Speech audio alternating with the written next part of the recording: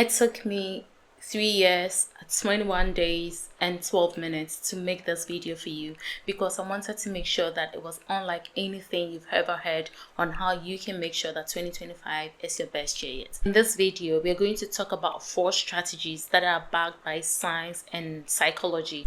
Whether you're seeing this video in March or you're seeing it in November, applying these strategies will change the game for you. In 6 months, when you look back on your life, you're going to know that this was the video that helped you to take action on becoming the person that you envision your future self to be. If you're an ambitious lady who is wanting to become their future self, watch this video to the end, and I have a beautiful surprise for you at the end that is going to help you to action on your ambitious goals for the year.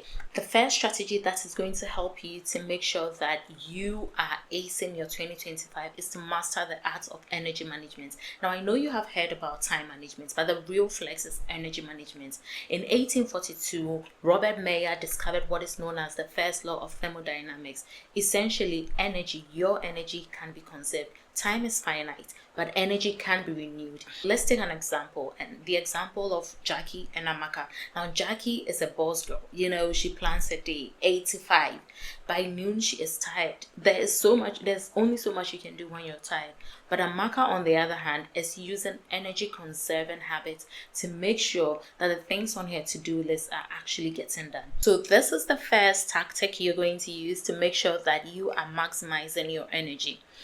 Your brain works in 90-minute cycles. This is what is known as the ultradian rhythm. The ultradian rhythm works multiple times throughout the day. So every 90 minutes, there's a new cycle. This ultradian rhythm is what improves your focus, your energy, and your productivity. Researchers from Stanford University have found that if you take breaks within those cycles, it helps you to increase your productivity. So you will be more productive working for 90 minutes than working for 3 hours. What I have found, and the best way that you can even use your ultradian rhythm, is to pair it up with a very widely known technique known as the Pomodoro method.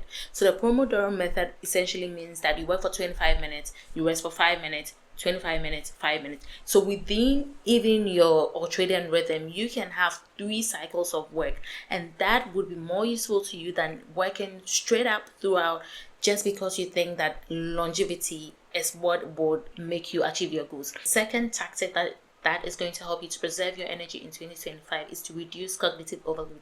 Sometimes there's so many things on your brain that you cannot even function right.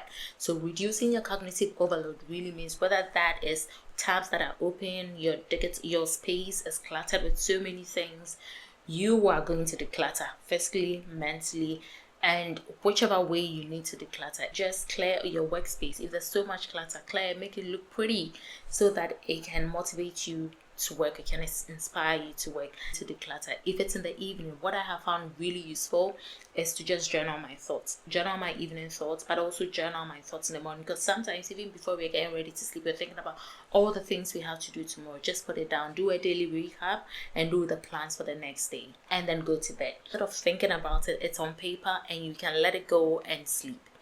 According to research from the Harvard Medical School Sleep Division, deep sleep can improve your focus, it can enhance your decision making, and it's even emotionally regulate you so that you're not stressed, you're not antsy, you're not all of the things that makes it hard to achieve your goals for 2025.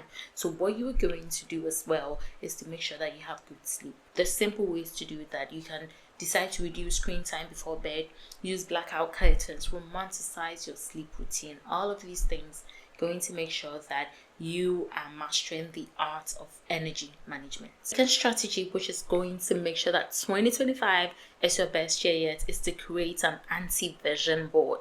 Now, if you look behind me, you're going to see my vision board. But the danger with vision boards is that they're pretty. You cut up all of these pictures that you love. Eventually, the high of creating the vision board wears off. There's so many people who don't even have their vision boards mounted or do never look at it. What an anti-vision board does is to tell you what you would become if you do not follow the things that you have on your vision board. So let's say that your one of the things you want to do is to lose weight. Your anti-vision board is what will happen to you if you don't lose the weight in 2025. In 2026, you're going to be heavier than you are in 2025.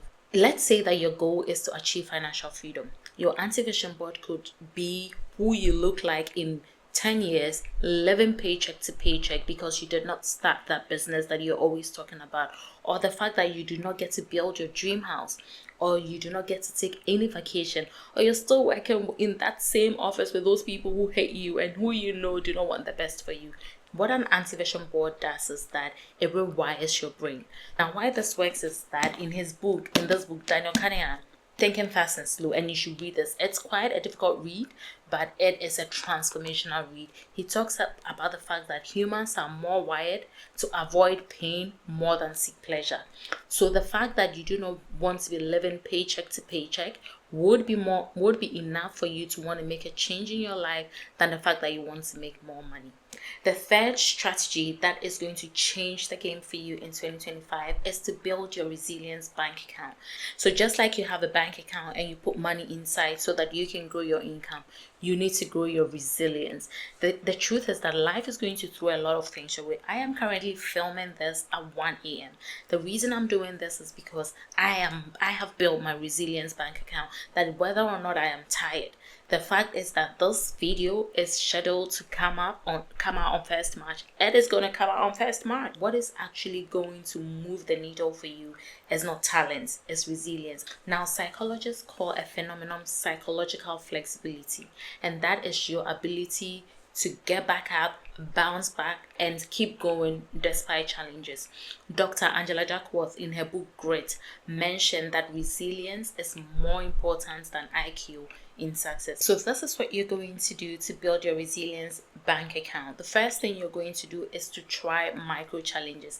I am going to share at the end of this video 30-day micro challenges you can do that is going to help you not just to build your resilience bank account, but to make sure that 2025 is your best year yet.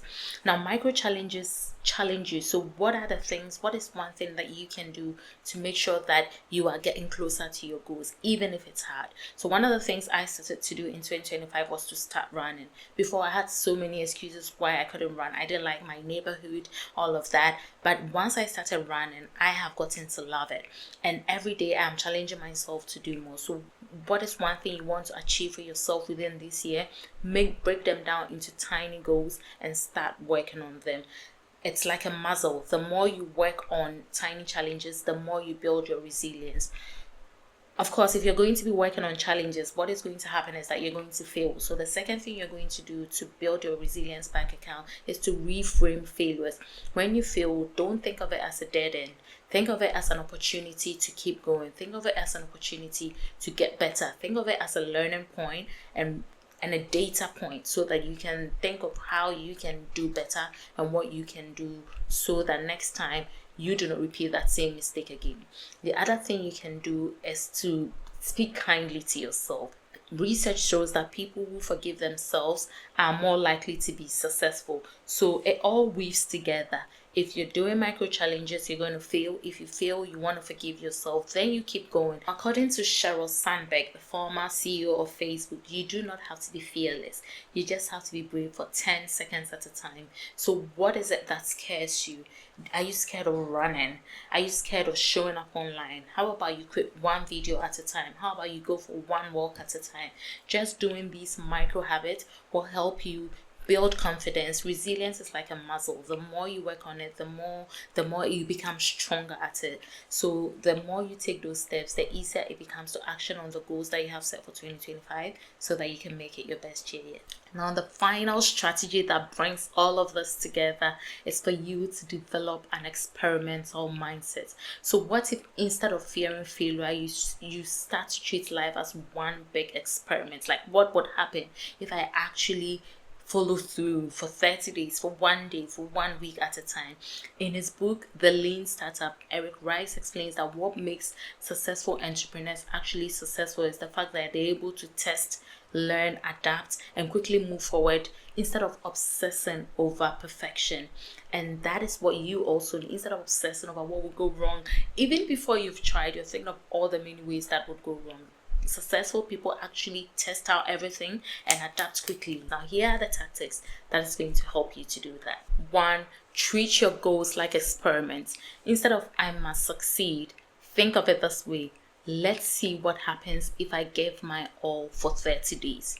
2, detach from outcomes and focus on the process. So instead of thinking that I want to lose 30 kilograms by June, say something like, I am going to intermittent fast every day for 30 days. The third thing you're going to do is to have a win journal. Start tracking small wins. So every day I want you to write down one thing you did and one win you had. It doesn't have to be big. The win could be that you slept at the time you said you were going to sleep. It could be the fact that you ate a vegetable today. Track every small win. 2025 is not about perfection. It is about learning, relearning, unlearning, and growing. I created a free 30-day challenge for you to help you to step into the woman that you want to become. Now, let's recap what we've discussed, the 4 strategies that are going to help you to step into this. 1, you need to master the art of energy management, not just time management.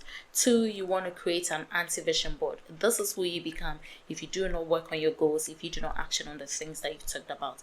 3, you want to build your resilience muscle. Build on the muscle, build on the difficult things that are hard for you to do, and stop treating your failures personally.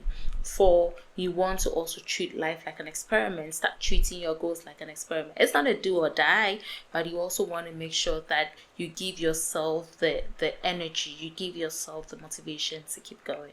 I hope this video has been as fun for you watching as it was for me creating it. Drop below in the comments what you're going to do first.